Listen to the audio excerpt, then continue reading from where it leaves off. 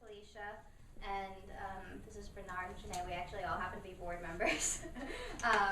But diverse board member. Diverse board group. I am also the Speakers Bureau coordinator for the Roanoke Diversity Center, so we go out and we do speaking engagements with communities, schools, and that kind of thing. So if you can think of a place that might benefit from something like this, let me know. But we actually are all Speakers Bureau members today. Yes. Okay, so we're the Speakers Bureau, or at least part of it. And special events. Yes, and also, oh my goodness, we do so many things together. This is like dream team right here. Yes, We do special events. Oh, people. Hey. Hello. All right. You came just in time for ground rules. Oh. I always like to I'm go. going to sit in this comfortable seat. I always like to go over a quick set of ground rules, just so we're all on the same page. Nothing crazy. We will observe. Hello. Hi. So I just want to mention first that in our panels we observe a confidentiality policy.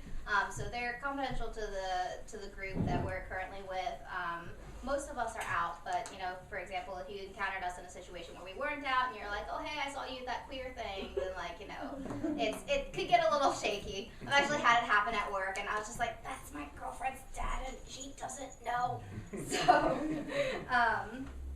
we here are always using I statements because we represent ourselves. So we're going to talk a lot about the queer community and queer persons of color, but of course these are just 3 examples of what can happen, and we're not trying to speak for everyone or any of our allies or like that. We're gonna have a Q&A after we do our little talk. We're gonna talk a little bit about our experiences, and then we're gonna open up to a Q&A, and in that Q&A, of course, you can always share your own experiences too. We really wanted this to be a sort of discussion, which is why we're all so close to each other, and we're on this couch. We're not behind a table, which I really like. But in that Q&A, there are no stupid questions at all. There's no dumb questions. So if you ever feel like you have anything to ask at all, definitely do it. Even if it's something that you might consider, oh well, that should be basic. Everyone should know that. There's no everyone should know that. With that being said, you can pretty much ask any question you want, but we do reserve the right not to answer particular questions. I've never really had it happen, but just kind of putting that out there for ourselves. And of course, we'll all want to be respectful of each other. I don't think that this group will have any trouble with that. But sometimes we have differing opinions in groups, and we want to just be sure that if we have a differing opinion, if I say something, Bernard's like, well, girl, then he'd want to address that respectfully and not throw me under the bus or something. I'm picking on you. Thank you. So with that being said, I think we can just go ahead and jump into it. I don't know if you want to state your queerness category, but if you do, you're more than welcome to. But Jenae will go ahead and start us off. All right. My name is Jenae. I am obviously an African American woman, and I am gay. I'm married to Jamie, and she's right there. I have been out since I was 23, so a little bit later than possibly the other 2 panelists. I was not encouraged by my family to explore sexual identity or gender anything other than how I was born. So that was probably why it was so much later in life for me to become not only aware but accepting of who I am. I didn't become more aware of my feelings about my attraction to other women until I was in college. Because in high school and in middle school, I didn't really realize what was happening. I thought we were all just friends, and that was cool. And that I was supposed to date men, which I did. I dated guys up until I was in my sophomore, junior year of college, and then I became more aware and accepting and acknowledged that I was gay when I was in graduate school for my master's degree. And I'm out to my family, I'm out to my friends, I'm out to coworkers and colleagues in the community. They all know. Clients, I'm a counselor, so a lot of clients don't necessarily know. Some of them I have come out to therapeutically to build that relationship and let them realize things are okay. So that's the positive side of things that have happened to me. Some things that haven't been so positive because of my identity. I've experienced a lot of microaggression. Do you all know what microaggression is? Yeah. I see two people nodding.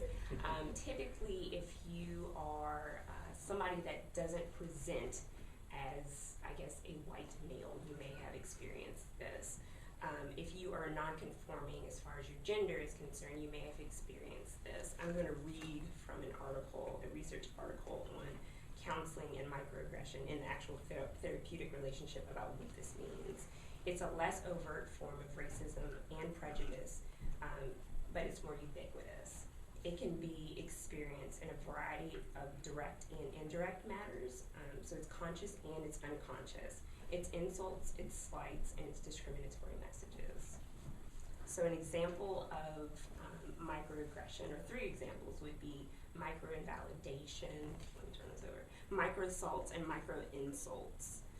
So microinvalidation would be like denying that racism exists or denying that you are gay. So if I came out to my parents, which I did, they were accepting of it. My dad was a little bit more difficult, but they ultimately are okay. But for them to deny and say, no, you're not, that would be microinvalidation.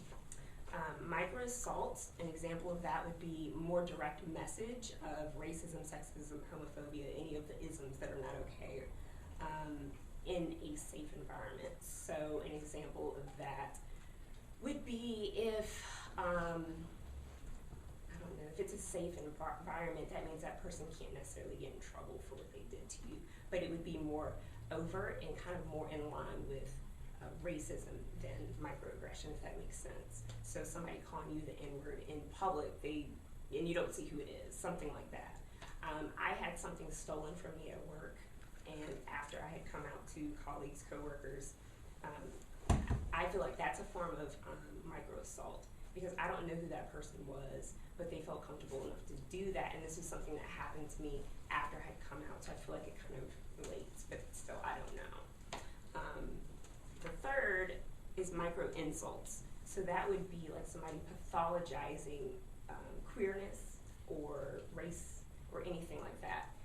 It's not okay that you are this because the Bible says this. That would be an example of that. So those are the two sides to it. I enjoy being gay. I enjoy having a space, but there are some downsides. And microaggression is one of those, and it intersects for me because I'm a gay woman, I'm Black, and all of these different identities that I hold. But I don't want to talk too much about that because I think Felicia is. I'm not, no. About intersecting identities. So I can go on and talk about intersecting identities and microaggression and how it's a huge deal. I'm hopefully going to be doing research on that. Thank you, Jenae. So I'm done. Thank you. My name is Bernard Alvarez, and I am just Bernard. I don't identify as gay or male or female or straight or bi or anything. I am just me. Throughout my life, I've been what would be considered gender fluid, pansexual. It depends where my mind is at in that part of my life. Growing up, as you can see, I have Native American in me. My birth mother is Apache or Diné, and I was adopted into a Cuban family in South Florida, in Miami. So I was raised in a very strict but loving Cuban family, very Catholic, very large family. My grandmother had 7 sisters and 3 brothers. I probably have about 400 cousins living in South Florida as we speak. No joke. So I had a very large family, and like I said, I was actually the only child, and because I was adopted, I was treated with, I was very spoiled. I was given everything I wanted. Went to private school.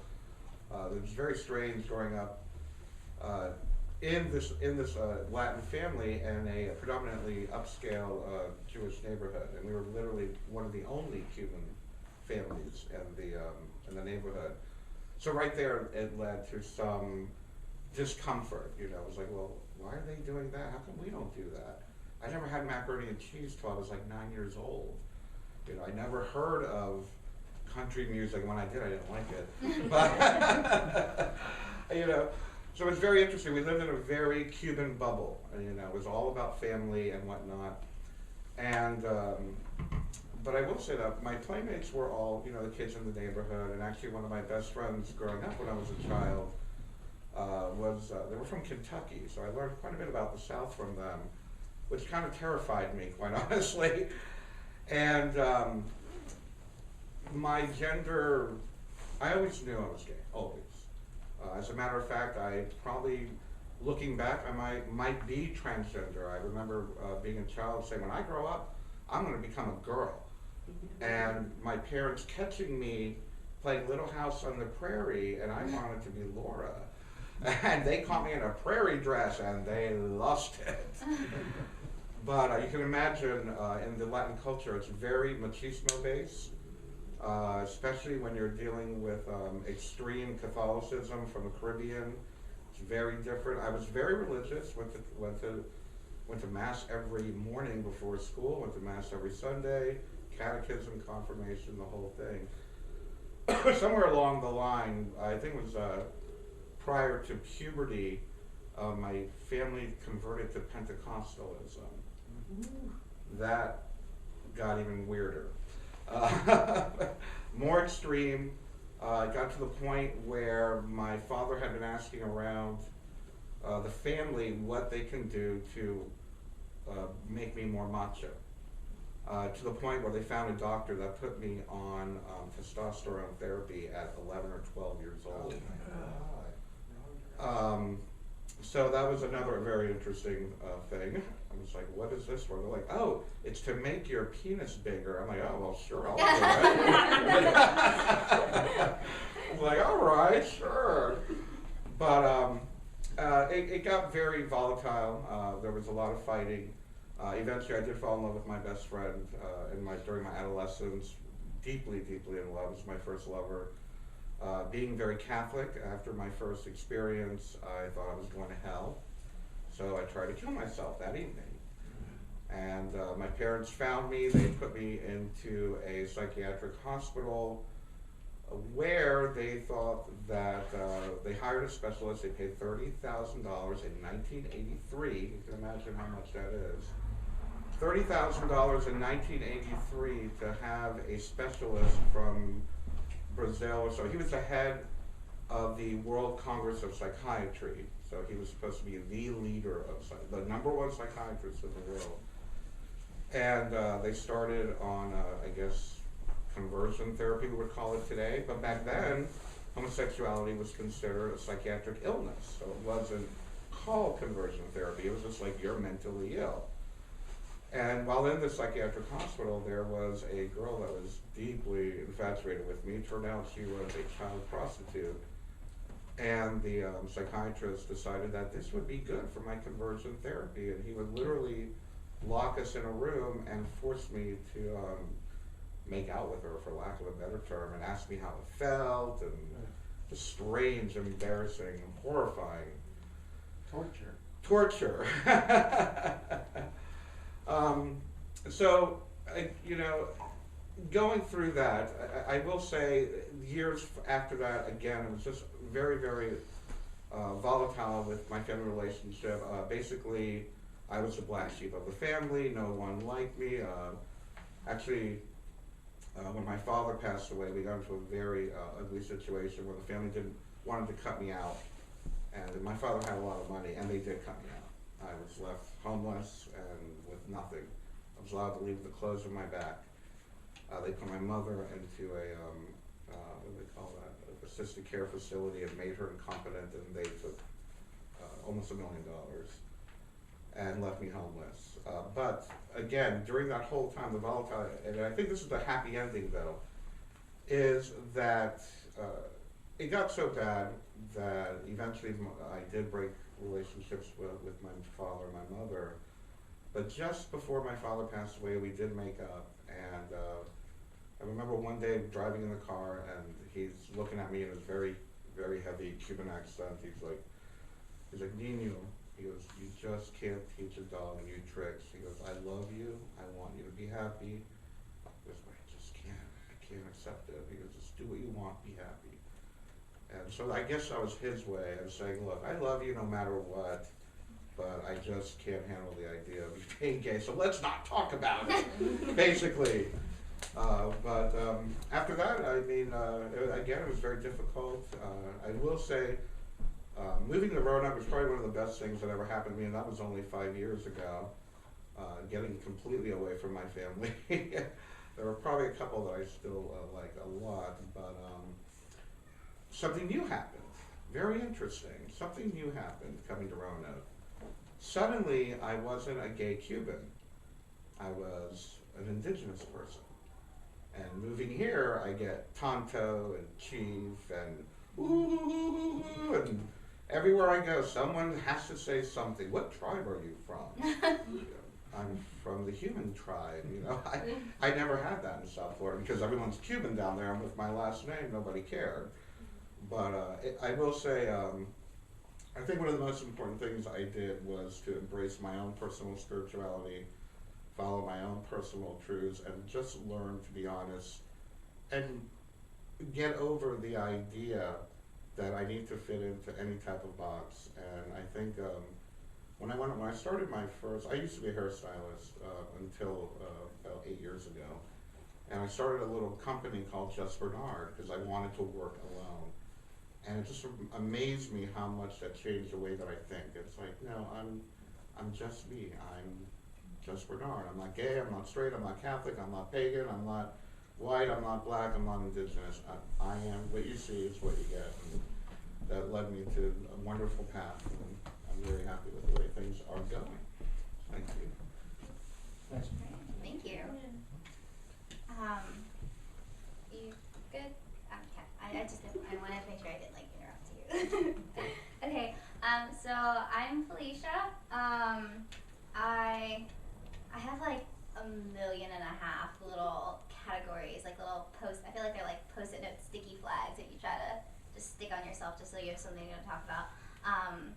But I am asexual and panromantic, and I'm pretty sure I'm a cis female, but these days I've been experimenting a little bit with fluid gender presentation, and I'm really enjoying it, and I'm really enjoying sometimes being called a boy, and I go by Felix at work, and I just adore it. It's my favorite thing. So we'll see. That may change further down the line. But for now, I'm asexual, panromantic, and like 99% cis. I'm currently dating another female. She's gay, she's white, so we've got that whole interracial thing going on. Unfortunately, she couldn't be here today because she was working, which makes me sad. But she's a very central part of my story because she's the first woman I've ever dated. She and I have actually known each other for a very, very, very long time. We went to the same preschool, and we became best friends in our freshman year of high school. And so now we've been carrying that friendship for almost a decade. So that's very integral to my story because it means my family has known her for a very long time. So I come from a Vietnamese family. They're all my family, except for anyone in my generation, came from Vietnam. So I come from an immigrant family where my generation is the first generation to be born in the U.S. So that puts a lot of interesting pressure on us, especially I'm the second oldest out of all of us. The only person who's older than me is my boy cousin in California. So we're kind of like forging the way here in terms of like, what do you do when you go to college and get a job and all that. So that sort of pressure is a unique pressure where you kind of, and this part kind of relates to things that I'm sure other people have felt, where you feel like all right, your parents are expecting this thing of you, so you gotta go and you gotta do the thing. You gotta go to college, get a job, get married to a boy, and then have babies and call it a day. So I shook that up in middle school. Actually, I remember asking my mom, Mom, what if I were bisexual or something? Because at that point I had kissed a girl, and I was like, well, that wasn't so bad. And so I asked my mom, well, what if I were bisexual? And she was like, well, no, and I don't understand why you have so many gay friends. God didn't make people to be this way. And I'm like, Mom, you're Buddhist. So Buddhism is another thing that plays into my story, but we'll talk about that in a little bit. But yeah, so my parents at first were very like, no gay. But eventually it got to the point where that, growing 10-year friendship between me and my current partner got to the point where my parents were secretly conversing in their bedroom. Oh my God, are they dating? Are they doing anything? What are they doing?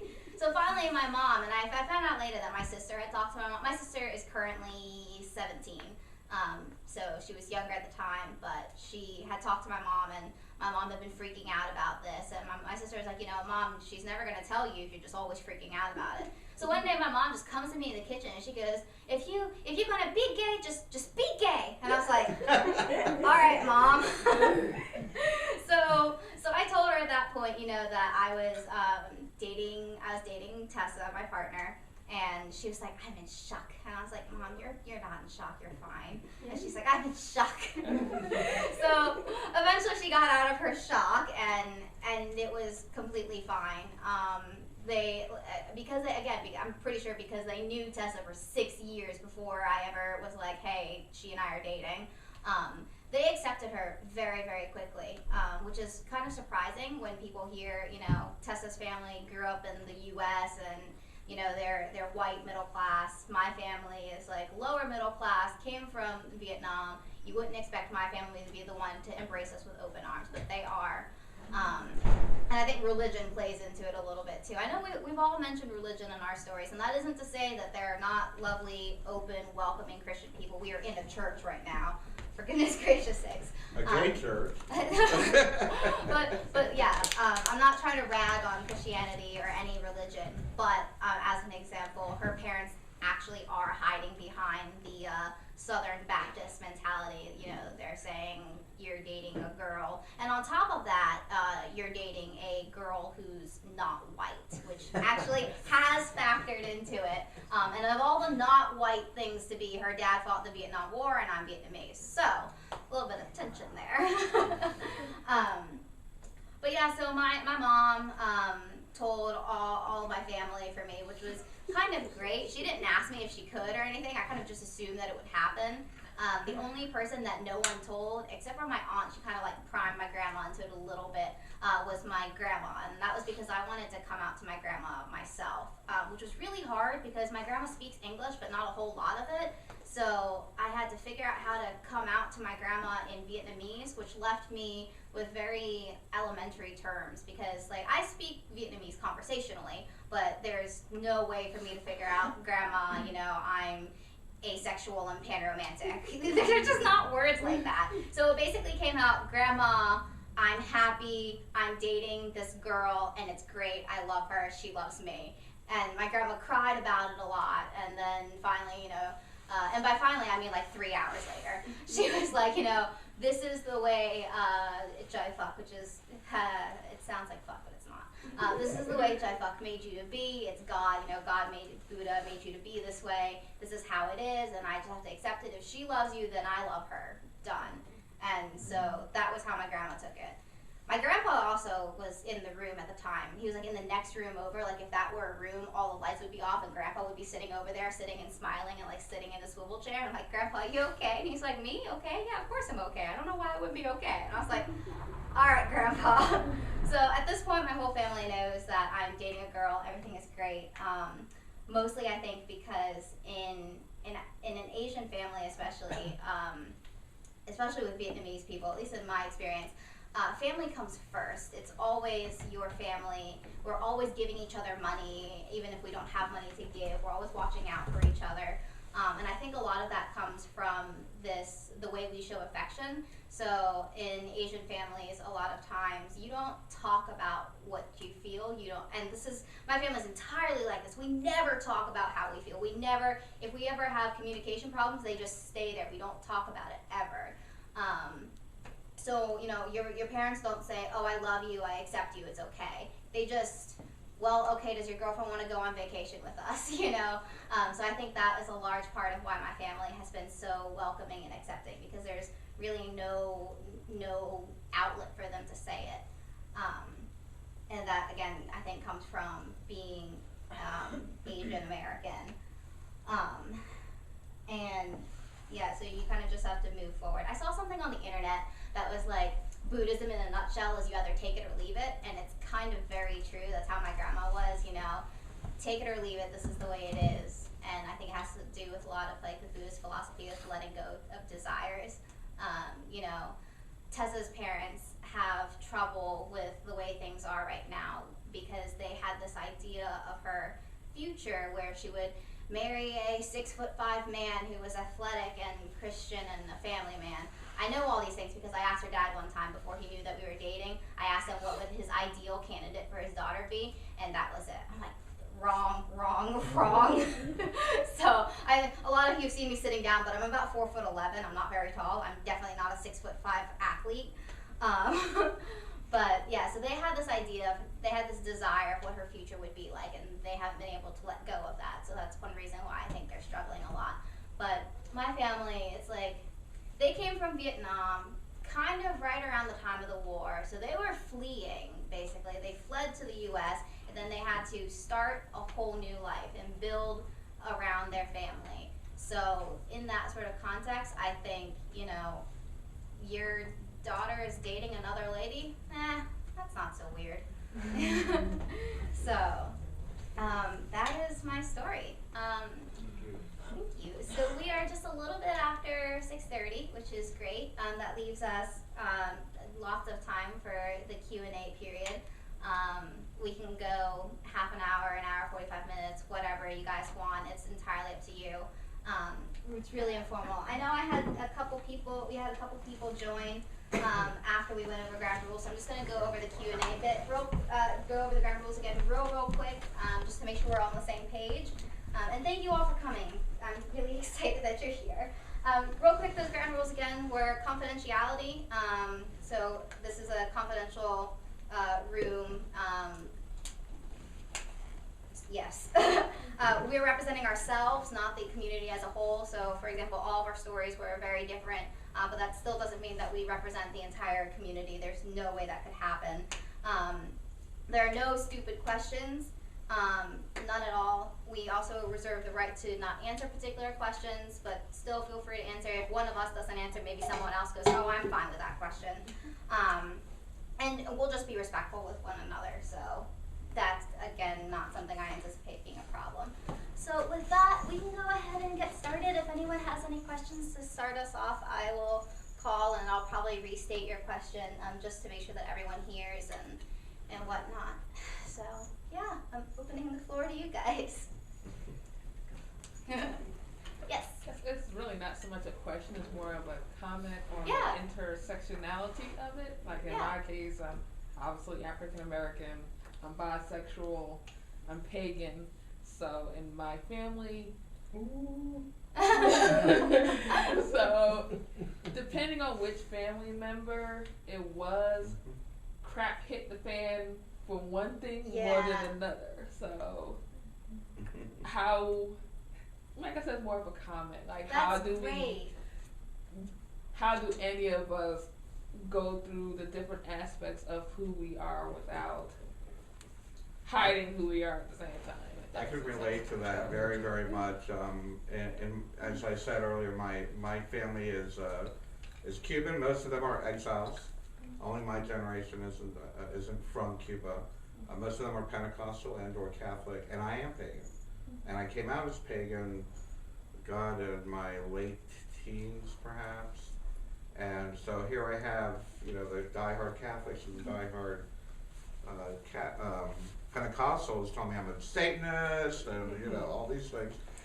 But for me, I guess, in reference to what you're saying, I guess let me put it encapsulate it. I'm gay. I'm pagan. I was a liberal compared to them. They are all Cubans in South Florida are hardcore Republicans. Hardcore. So I'm liberal, I'm Cuban, I'm pagan, and I'm gay. So I just was like a 5-card hate bomb. Get out of there. Get out. And I just learned not to speak with any of them with that. I mean, you just had to, respect their boundaries and respect the fact that in your eyes they're wrong, and in your eyes they're wrong. So, agree to disagree and move on. And I found that my mother was probably the only person I could talk to about everything. My dad loved that I was pagan. Loved it. I don't know why, but he was so proud. I wrote a research paper in college on the history and philosophy of witchcraft. I got an A+ on it. And he took it to the bars and started showing to all the bars. So I got an A. He's a witch. He's a witch. In his Cuban accent. He's a brujo. He's a witch. He's a witch. I'm like, you're walking around with my research paper. So he loved that part of me. But it was just weird. Some part they love, some part they don't. So you just had to align with and hook up with a person who loved that part of me. So I like that you said that. Yeah, thank you so much for sharing. Yeah, anyone who has it doesn't have to be a question, it can be a comment just like that. That's great. I have kind of two things on it. One, like my experience coming out was I had out right here in Roanoke, but the first person I came out to outside of that was my best friend. And his family, they're African American, which but is an anomaly because they're very open. Like they were Right. A lot of the African American culture it's not as but they were an anomaly. They were very open, and I kind of came out to them first, and they were very accepting. And when you're talking about the Vietnamese and the Asian culture in that part, I have a lot of friends in Chicago because I was involved in a Korean meetup and learning about Korean culture and language, and it was interesting because in Korean culture it's different but the influence but a lot of the part of that has to do with influence from the West. It's 30 or 40% Christians. They're and fundamentalist Christians, and they tend to be not very accepting of the gay lifestyle because they, ironically, even though they became Christian, a lot of Korean culture is Christian. They say that the gay thing is a Western.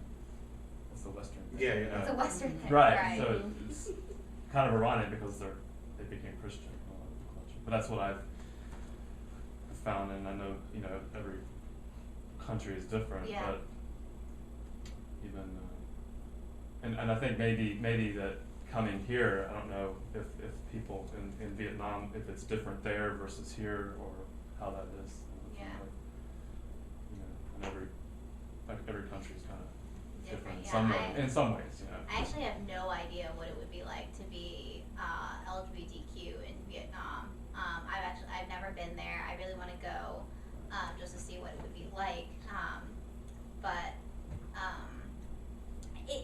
Asian cultures, at least in the entertainment, have this weird affinity with effeminate men. Even though I feel like if you were just straight up gay, it wouldn't be okay. Right. But there's this flirtation with homosexuality and effeminate dressing. Korean pop dominates Asian entertainment right now. And a lot of the guys in the bands are very pretty men. And I don't know if this is still a thing, but in Japanese rock, which I was a huge fan of in middle school, I was all about the J-rock. There was this thing called fan service, and male band members would actually kiss each other on stage, and everyone would just go wild. And then there's this other band where a male band member dressed in the Lolita girl fashion, and everybody adored him. So I think there's a sort of interest in it, but this undercurrent of, well, it's not really okay. But Japan seems to be a little more open with sexuality than, say, Korea. Maybe in those big cities. Yeah, you think in the small, it's Would that be more like a drag kind of a thing than a transgender kind of thing, for instance? I think it was very drag because I think he identified as male the entire time, but he just always wore dresses, and that was a lot of his public persona. So it's more on the surface. Mm-hmm. Yeah.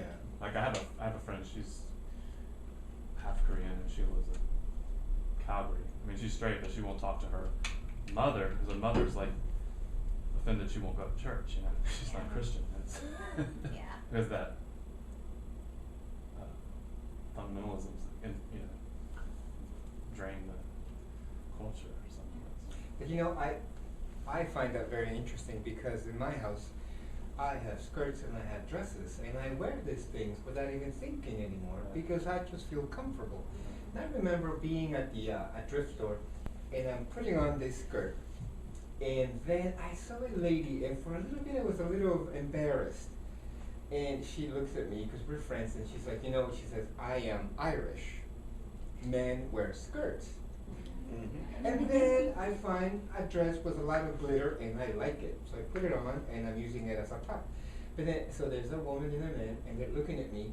And again, I become, because you know, it's only in the last 5 years where I have really allowed myself to be whatever it is that I want to be and do, which is so amazing. Who knew? Yeah.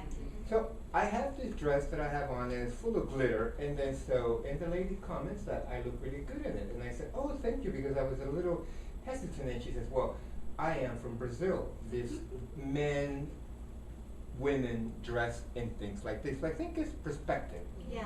I am Native American, and in my parents' society, the whole dual thing, you know, was celebrated. Mm-hmm. It wasn't till we were colonized that this whole thing changed. And even pagans, you know, it's like pagans were healers and are healers. And then all of a sudden, of course, because the colonization of these religions came in, and they're like, you know, you can't have too many gods because we only have one. So you see, Can't have too many sexes. you know, right. Or God has to look a certain way. My people in Central America, we were worshiping the moon and the snakes and everything else, and perhaps if we were not colonized, I would still be running around naked, free. But so you see how different cultures bring in, especially how do you say, predominant aggressive cultures bring what they see as being okay. And it's also interesting that you say that effeminate, you know, it's like, it's okay to be gay, but ooh, you know, but you can't be too, like, you can't be too girly. Mm-hmm. So, and yesterday I was here, was it yesterday? Yeah. We were having a transsexual meeting here, and someone had a, transgender, I'm sorry, and someone had a very interesting point. There was, I guess, female going to male, and his explanation was beautiful, I thought, because he was just not a very masculine looking man. But he says that if you look around, not all men that are not gay are very masculine, you know? So it's like, yeah, this whole idea of so it's interesting. And as I get older, I realize that it really, who gives a shit? Because ultimately, what I live in these bones, you know? So it's that transition, but also that when you're talking this micronization, I, for the first time, had let my hair grow. Right, so my hair is, I have a big afro when I have it out. And so there were times when I would come home and I just wanted to shave my hair because of all the comments that I would get from people. Are you black? And then I had to realize that it wasn't so much that they were asking me that, but that I might have perceived that being black was bad. Mm-hmm. Ooh, so the whole thing of the awakening happens, you know, and I'm like, oh my God, they've been feeding me all these things, and I was young and I accepted it. So then I said, no, I'm not going to cut my hair, and I'm just going to wear it and embrace it. And so I have always looked very manly, you know, and so as I got, as older, I didn't get too much bullying, but as a young man, I mean, I would be bullied, and I don't even know how I didn't commit suicide. It's just like that constant attacked and justified on religious beliefs. Mhm. So, you know, I have issues with that still, and I'm working on it. But, you know, it's interesting how, you know, if your skin is lighter or darker, then therefore you're more acceptable. But when I was in school, it was difficult because I was not white enough, but I was not black enough, so I was in the middle. So, so I'm like, I sit here and I'm like, wow, man, girl, you really got to give yourself like. You hit on so many things. Yes, yes. And in the fact, you know, that I can identify people in this room that have worked very hard to make this little room work in the way that it is, because look, who knew that we in Roanoke, Virginia would be having, or that we would have a transgender meeting here yesterday. And I mean, hearing these people's stories was just moving, just like I'm hearing here. Mhm. You know, because right there, the panel is excessively diverse. You know, I'm like, wow. I want to make a comment, or maybe put a question out to everybody else also. Who is of color, or maybe did you speak Vietnamese when you were growing up? Yeah, I actually spoke. Oh. I spoke Vietnamese before I spoke English. Or maybe this question is to Mauricio or any of us who've spoken other languages growing up. I didn't learn how to speak English until I was 8 years old, and I didn't know how to speak English until I was 8 years old. And I started going, I guess it was first or second grade, when you're 8 or whatever. And I just remember only wanting to speak English. I wanted to be a white American, and I tried so hard to be a white American during those years. And it was funny because the reason why this came to me as you were saying that, I remember speaking to a woman about 10 years ago. She was my best friend in, what do you call it, elementary school. His mother. She spoke to me. She goes, "Oh wow, you got rid of your Cuban accent." I'm like, "Got rid of it? What do you mean I didn't try to get rid of it. I just wanted to be white American. I lost it. And now I'm living in the South. I got a little bit of a Southern accent." But I was just wondering if anybody tried to, I don't know, gentrify, assimilate, whatever the word is, you know, westernize ourselves, or make yourself more white, or. Can I actually hold your question for a second, because I've had a question over here. Sorry, Frida. Oh, Yeah, well, yeah, go on. okay, well, I was just, when you use the term trans female, I think was what you said. Cis female? Cis female. Oh yeah, I'm sorry, I throw these words out. Yeah, so I was in this group called Feminism on Facebook, where somebody posted a cisgender article that was critical of the term cisgender, because they said that it was a person that went from male to female came up with the term of it, and they were upset that that a man would define who women were, and it was I felt it was a very disrespectful article, because it was saying that men just want to dress and be like glamorous and Sex in the City, and that they didn't know what it was like to be a woman.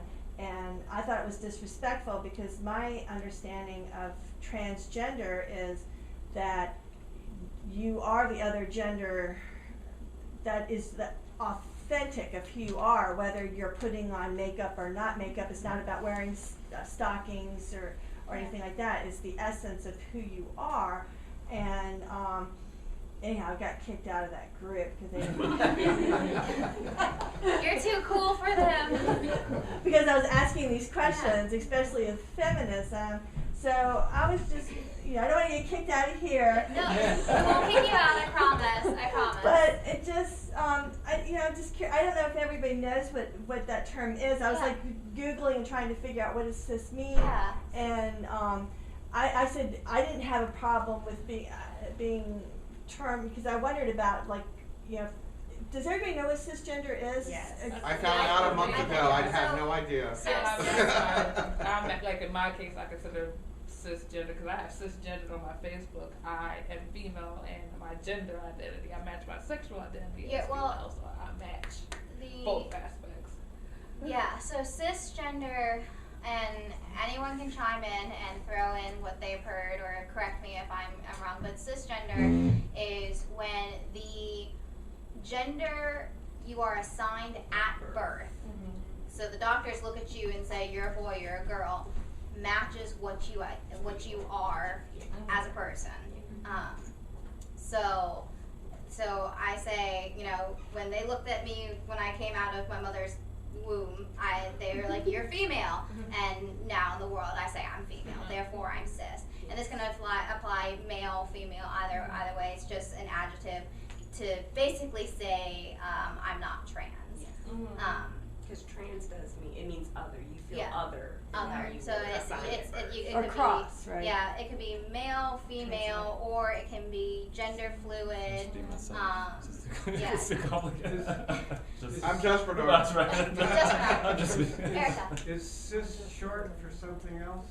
Or Cis is it? stands for something, and It does. I I can't cannot remember. remember Is what it it same stands. or something? No, I think it does mean same, it's- but with the whole. It's like a scientific Yeah. term that's CIS, and then it's like the I dash, think but it comes out of Latin. It's like Yeah. a piece of a Latin. it's a part of something. I remember when Laverne Cox came to Holland in October or September. She End of said September. it. She said what it is, and I can't Yeah. remember. But Go on yeah, Wikipedia. feminism is very weird, especially in the way that it is now. It can be a very white woman powered feminism, and feminism in the sense of cisgender feminism. So people like women of color and struggles that are specific to women of color and struggles that are specific to trans women are often pushed to the side, just like you were in that group. You raise these questions and suddenly it's like, well, it's not about them, it's about us. And it's like, well, this is part of the us. So, Yeah, because I was pushing back. So as far as because when to me the definition of feminism is that men and women are equal. Not that we're the same, not that any of us is the same, because just Bernard is over there, and there can't be another Bernard. But that we all are, but we're all equal. But we're all should be treated with equal respect and honored and allowed to be the essence of who we are, and feel comfortable in our own skin. And that's what I thought feminism was. So that's why I thought I was in the right group, and I was not. But they termed something called critical feminism. girl, I hadn't even heard of that. Yeah, it's on the second week. Way better. They weren't very nice. Yeah, but there's a group in my college called Feminism is for Everyone, and I loved that because it is. It's for men, it's for women, it's for people who are gender fluid, gender queer, because the ideas that we hold on to, especially in the U.S., this sort of like patriarchy, it affects everyone because it means that guys get called sissy if they want to cry, and girls can't make as much money as men. It hurts everybody, which is why it's very sad but not at all uncommon what you experience in that group. Dehumanizing. It is Yeah. human, exactly. Yeah, thank you so much for bringing that up. I'm glad that we're getting into crazy conversations. Can we do Bernard's question and then I can get your question? Thank you so much. So I Bernard's. think she was going to say something. Oh, were you going to say something to add to it, or were you? No, Oh, behind you. oh, Al. gracious. Yeah. Oh my me. No, I was About the gentrifying or assimilation of the white culture. I think that's what you were going to That's what I was talking about. I was like, Oh, I yeah. felt like I had to be like this white American. in terms of language, like Yeah. the African American community,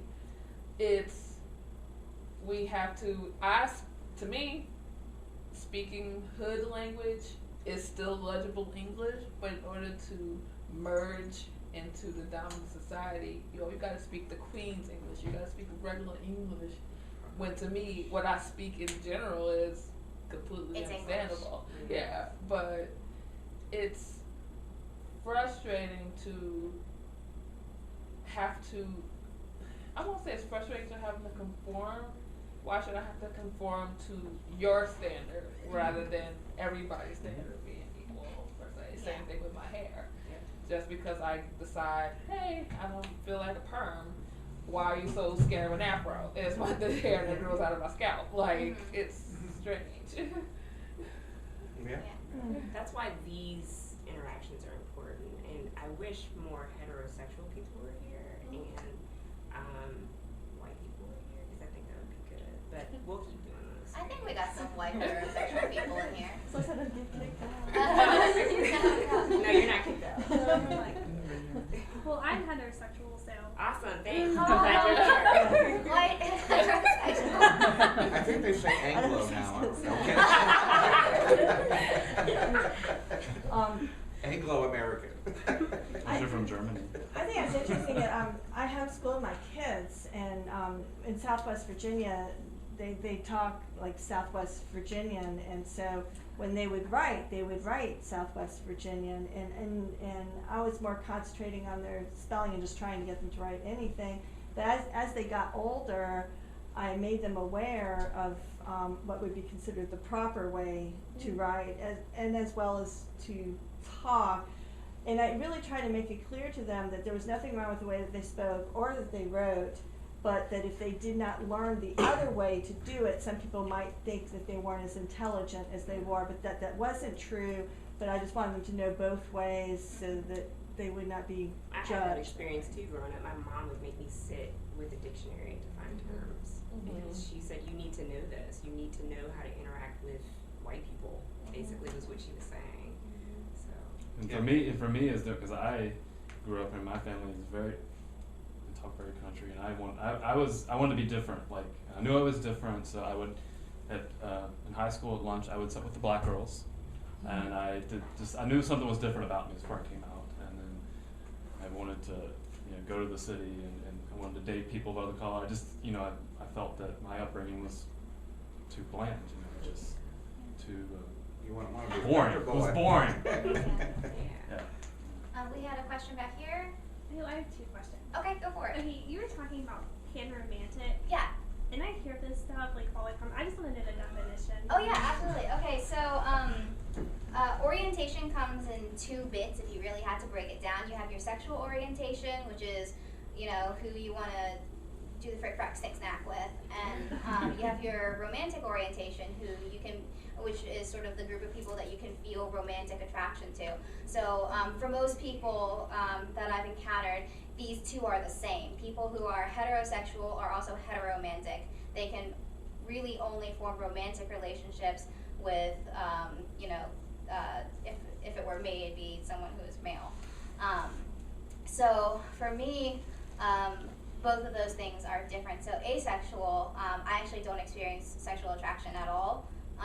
So that the frick frack snick snack is just not something that seems very interesting or attractive to me. So I say frick frack snick snack like I'm 12 and sex. Who I want to have sex with, but it's a frick frack snick snack. It's what I call it for fun. So asexual, not really interested in that thing. Panromantic is it doesn't. I could have a romantic attraction to anyone regardless of their gender. It encompasses gender fluid, trans, cis, male, female, anything. It's not that it doesn't matter, it's that I would accept it. And that cis thing that y'all were talking about, Yeah. is that for straight people? I mean, I don't want. Yeah, Okay, absolutely. so it's for everybody. Okay, I wasn't sure about that. Yeah, So you absolutely. identify Unless as you're a woman critical and you are feminist. assigned. Okay, I didn't know if it was just like a No. Yeah, Sorry.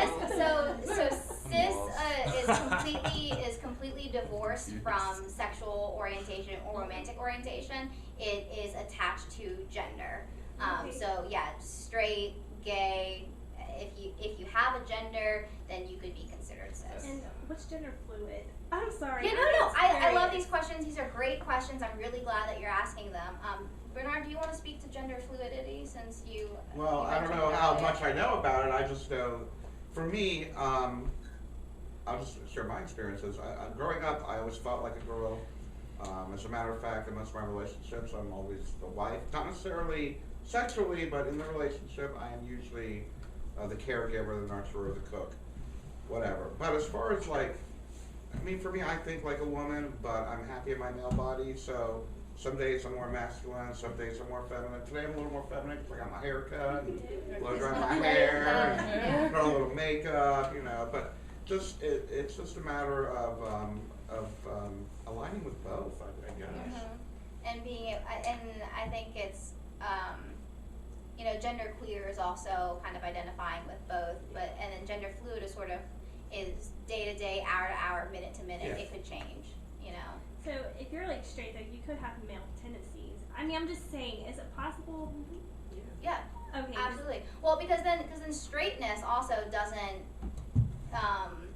I guess it kind of does technically, because if you're gender fluid and you consider and you're straight, you know, if I were straight and gender fluid, I'd be straight in my relationship with my partner who's a female. If I were male at the moment, so you kind of get into this weird intersectionality, which is why I'm so glad you're asking these questions, because it gets really confusing.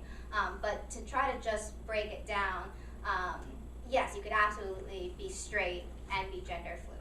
Because sometimes I act like a man. I get so like mad sometimes, and I'll be, you know what I'm saying, but not literally. But I'm just saying, you know, you could act like one. I guess if you get mad or, you know. Yeah.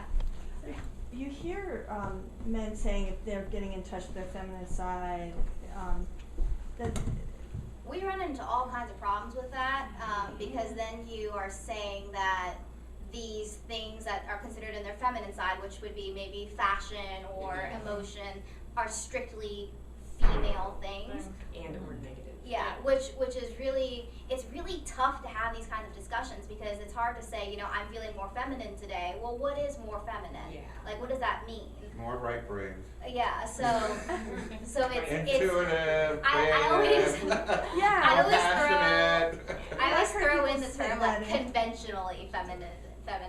you know, when I've heard men say that when it's come up, it hasn't been in a negative way, but more just because I think there's pressure on men in our society to stuff their emotions. Yeah. And so I think there is an emerging desire for them to be more holistic as far as that goes. But is that separate from gender fluid then? That's what I'm wondering. Like, so is that like the same thing, or I think it breaks down to who it is as a person. You know, if I'm a male and I say I'm getting in touch with my feminine side, but I still strictly identify as male, I'm still male, then yeah, it wouldn't be gender fluid. It'd just be me getting in touch with my feminine side. You know. But if I wanted to say yes, I'm gender fluid, then I'm gender fluid. It's really about empowering yourself to be who you are, and no one can say, well, that person's gender fluid if they are not saying that they are gender fluid. Laverne Cox came again. I'll mention that, and she mentioned her brother who is gender nonconforming, and I don't remember his orientation as far as who he's attracted to, but if you look him up, I think that he does talk about this too, so you can learn more about it if you'd like. Yeah, because I don't want to, you know, overstep my boundaries and talk about something that I am not personally wholly involved with. But like I mentioned in my little brief introduction, I am sort of playing with this gender presentation, and the idea of possibly being gender fluid, I don't know, is sort of a weird period of my life right now. Well, and it's good that you are I'm questioning that. There you go. I'm You're questioning the key. that. You're the key. Or questioning that, or exploring that, because it's not fair to just say I'm this, I'm this, I'm this. I've done that before with clients, and I've been corrected, thankfully so. A client told me, transgender client told me once, I am pansexual, and I didn't know what that was. This is the first time I learned of it. And I said, so that's like bisexual, right? Completely dismissing what she was saying to me. And she explained to me, no, my orientation has not, or my attraction to someone has nothing to do with their gender or their sexual identity or any of that. So it's, I guess, very similar to panromantic, but also very different, because they are sexually attracted Pansexual to applies other to the people. sexual So orientation. I really appreciated that interaction with her, because one, it embarrassed me and it taught me something new, but also I was open to learning that too. So that's what we all need to be doing, heterosexual, straight, or heterosexual, gay, whatever. We need to be owning that privilege that we have too, because I had privilege in that relationship, in that I'm not transgender, and I wasn't questioning things, and I wasn't in need of somebody listening to me, if that makes sense. So I had to identify that too, and then also accept that I needed to learn from this person. So would you say that would you say that perhaps this whole thing of like being one way or being married to someone, like, you know, forever? Yeah. So is that something more of a from a religious point of view, because I mean, if you really research like ancient, for example, like tribes, for example, you know, I mean, if that is like, let's talk about polygamous and all that stuff there. So it seems to me that this could be traced specifically sometimes to some kind of religion that was imposed on people, and like this works just like having, you know, a Burger King in every corner. Like, you know, this just works because it's easy and we can keep an eye on you better. But you know, this whole thing also where you're pansexual and this and this and this. As I'm evolving in my practice of meditation and yoga and cultivating the God in me, that whole goddess inside me, it doesn't get that tricky, because I finally realize in some of the retreats that I go, they suggest that when you're dealing with different people and you move around the room and you close your eyes, to sort of see that when you're touching somebody, I had this guy touching me, and so I have very, you know, I exfoliate, so my skin is really soft. But so he couldn't really tell whether it was a boy or a girl. So I think that's the whole thing of the exercise, that love really transcends all of that, what's in between your legs or how you feel. Yes. Right? I mean, it's about that mutual acceptance too. and, Absolutely. right, and respect, and because even at my point now, I'm like, you know, okay, so I used to think I was gay, but then I realized, well, that really puts me too much in a box, because you know, beauty, it's so. Yeah. It's vast. Yes, It's vast. it really is. And so it's like, but what you were talking about earlier, I think that I don't really hear people talking about too much, that microaggression, like those little things that people say that never used to like bother me, but now I'm very aware of them. Yeah. I saw a little Twitter of activity over here. Yeah. You know, Sheila and I, Gloria and I have been together for 20 years. Woo-hoo. And we didn't, the only reason we stayed together is because we like each other. She's funny, I'm funny, she bakes, I cook, whatever. I wanted to share something with everybody, sort of like not saying that we're older than anybody in here, but I feel like there's hope for all of people who run into such pain and difficulty, feeling like they're different in a bad way. You would not believe it, but one of the best friends that Gloria and I have is a redneck hillbilly. He's a survivalist. Wow. And he said if shit comes down, we're more welcome to come out. I love survival. Ride it out with him and his family. What I want to say is that when I first met Jamie, I was terrified because the man's got like a gun in every corner. He pretty much just has no use for the government, the whole nine yards. And I thought, gee, we're going to be the last people that he'd ever want to associate with. Guess what? We're probably a couple of his best buddies. When he goes hunting and there's going to be a barbecue, we get the best cuts before anybody. That's awesome. He went deep sea fishing. He went 50-some miles out of his way to bring us fresh seafood.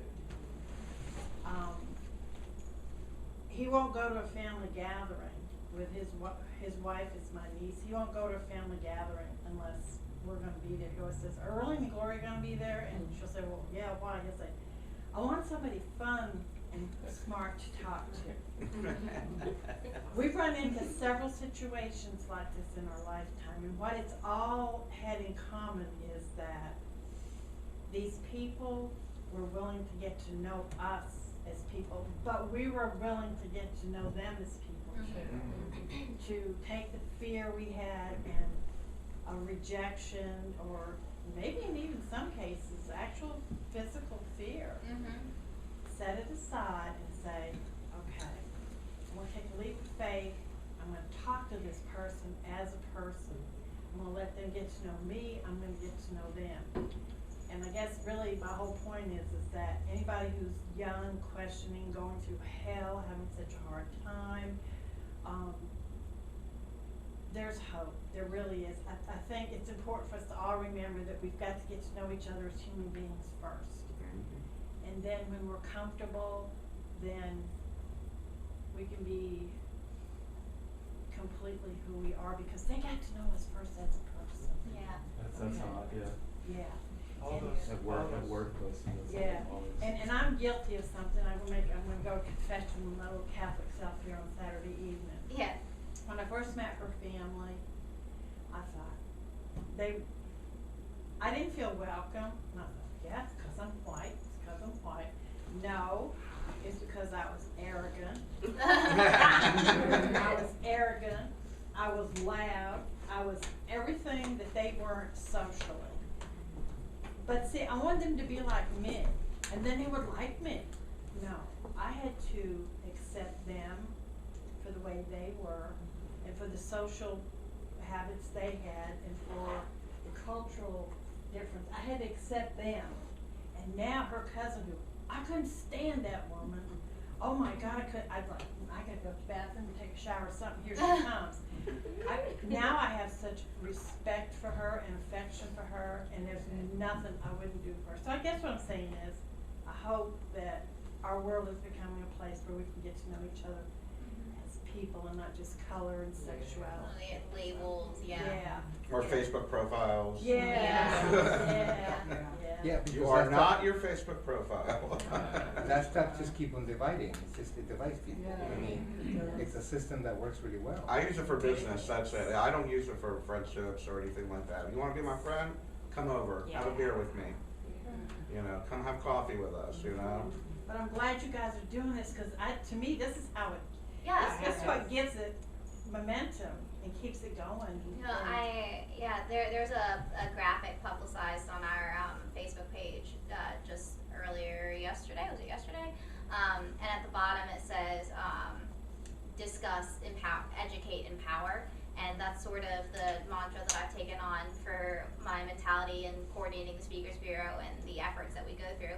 We want to discuss so that, we can talk to each other. We want to educate so that we can talk to people about things that they've never heard of. And in that, we empower both groups to go out into the world and see the world differently. Because yes, we're talking about orientation and breaking ourselves down to categories and labels, which is both really boxing, like you were saying earlier, but also we do it largely because we need words to talk about what we're talking about. So that's why, when I say it gets tricky to talk about these things, it's tricky because words are boxing, but it's tricky to not use them because then you don't have a thing to express what you're trying to say. So thank you so much for sharing that. I really appreciate your perspective there. So.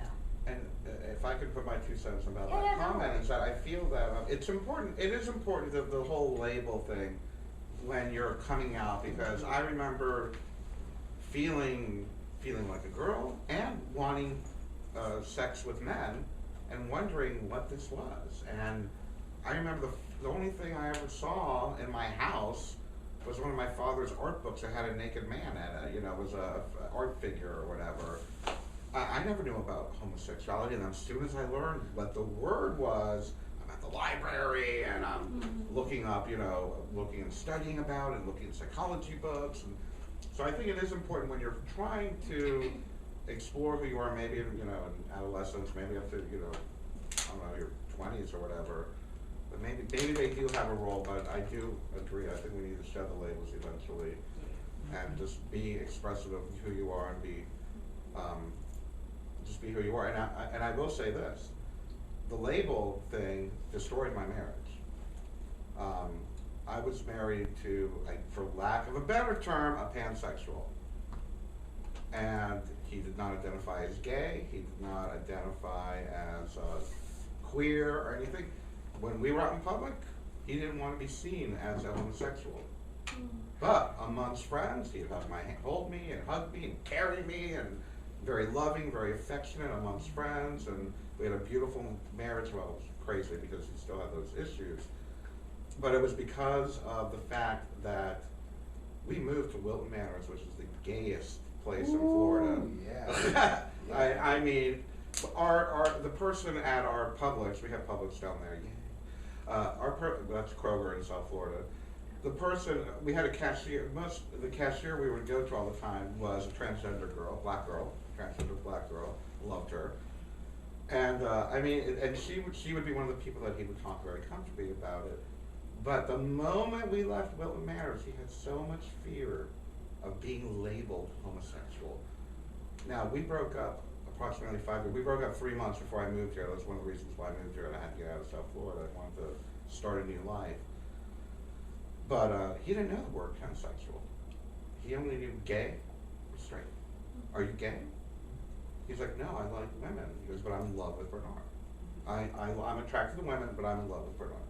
But nobody gave him that label, so maybe that label would have helped, you know. So I think and he was 10 years younger than me, or 15, I don't know. So young people need labels is what I'm trying to say. So say pansexual, say this, whatever works for you, until you are comfortable with who you are, then throw them out. And it changes. It changes, you know? Like, And to know that changes too, Yeah, because, exactly. you know, Absolutely. It's all in the spectrum. I think I'm comfortable in my label, cisgender, bisexual. Yeah. It just helps to contextualize your experience. You know, if you say you're cisgender and you're bisexual, I know that your experience, you know, I should automatically think that your experiences are different than mine, because they will be no matter who you talk to. But like, you know, I'm not bisexual, so I know that your perspective as a bisexual is going to be completely different than mine, and you're going to face an entirely different set of ups and downs. I think it has to do with, as far as if labels are being used for description compared to judgment and condemnation. Mm-hmm. It's the context of which it is. If there's a curiosity, especially if there might be somebody like wanting to know, like, are you single? Are you already like just trying to figure out, like, what can my relationship be with you?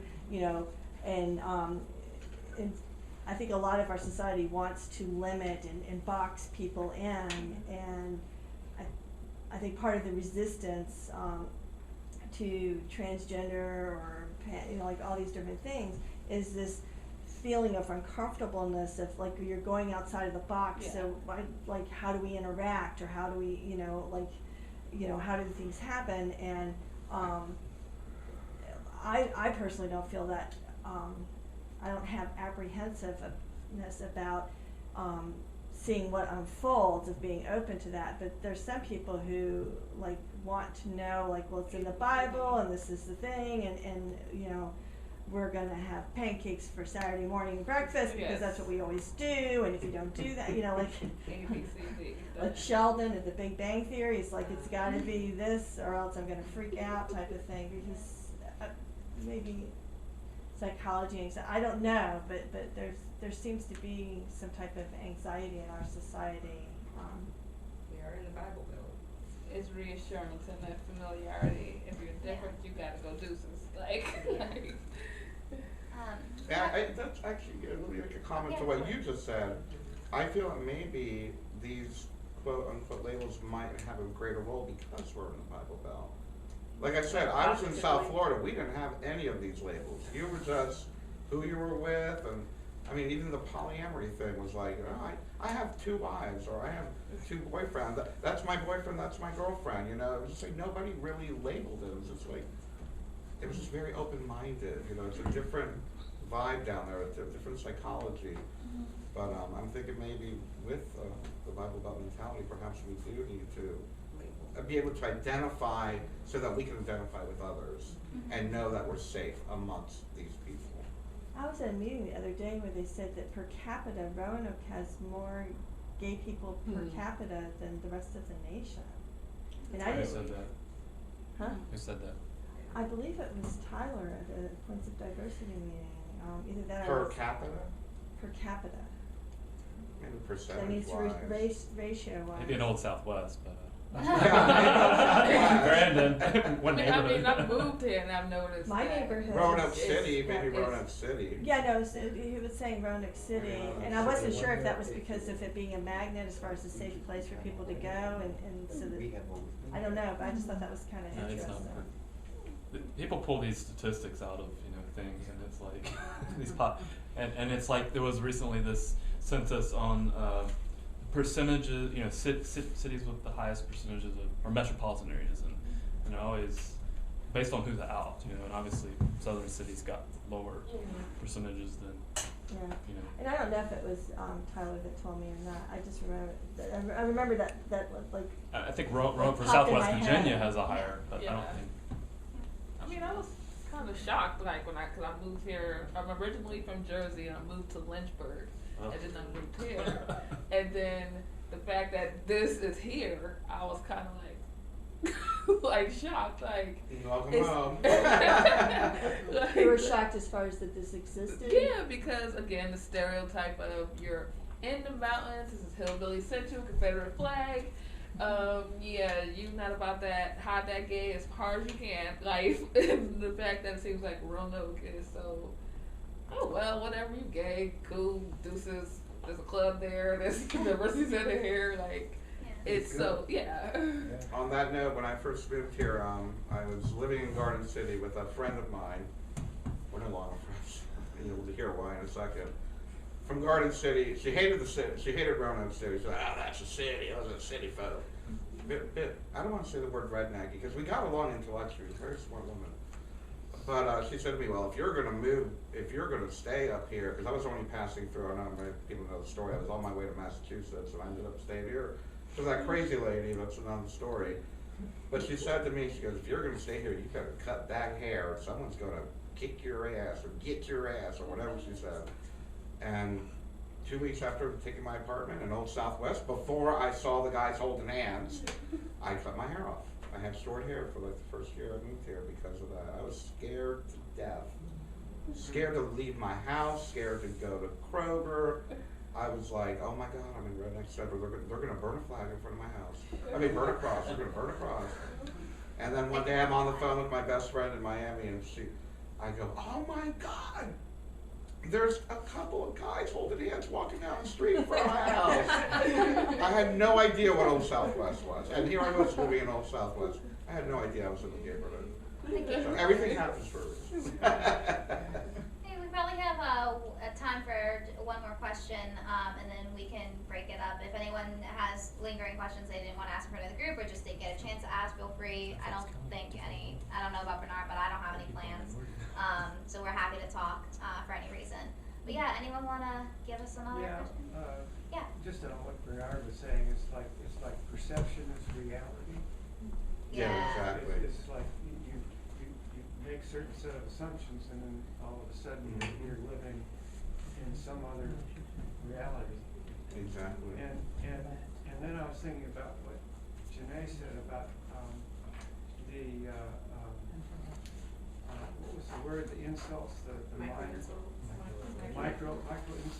It's like if you're in a room with less enlightened people, there's all these little micro insults that are maybe not even mentioned, but they're just people are thinking, and you've got this cloud of all these little bits and pieces that come together to make this oppressive atmosphere, and then from what you were saying, it's like, well, you just cut through that. You just be human. You just be yourself, and all of a sudden it's like that whole big fog. It just, because you brought your reality to the situation. Or your vibrations. Your vibrations are above what's in the room, which is challenging. It is. I think because you're in a room where there's a lot of negativity. Yeah. So it's. Yeah. It can be really difficult. When we started this 3 years ago, we made a courtesy call on the mayor, just to let him know we were coming. And he was careful. Within a couple of minutes of the conversation, broke out of this huge grin and reminded us that he is Roman Catholic. So we smiled too, and it worked out just fine. I'm not saying he comes to our events, but we've never felt a lot of pushback in the city. If we ask for a permit, we get it. Ours is Catholic? Really? Have a secret for me? Huh. Any final call for questions? Last question of the evening, no pressure. Okay. Well, being here. Again, if you have any lingering questions or you just want to stay and chat, we'll just be chilling. And oh yes. Well, I just wanted to just make a quick announcement. I brought some flyers. That there's a communication workshop Monday night at the library at 6 o'clock. It's the focus is on sexism, and the purpose of these communication workshops, we did one last month on racism, is to teach communication tools to talk about sensitive subjects.